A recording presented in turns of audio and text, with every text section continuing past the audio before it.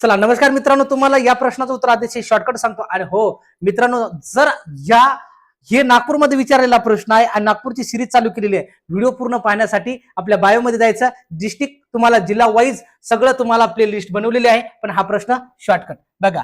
ये एक काम 20 दिवसात पूर्ण करतो आणि तेच काम बी 30 दिवसात पूर्ण संपवतो. जर येने 8 दिवस काम केले व तो काम सोडून गेला तर जो शिल्लक काम आहे तो बी किती दिवसात पूर्ण करेल. आता हे शिक्षक नाही, हे शिल्लक आहे. ओके, हे ये आणि बी मांडून घ्यायचं.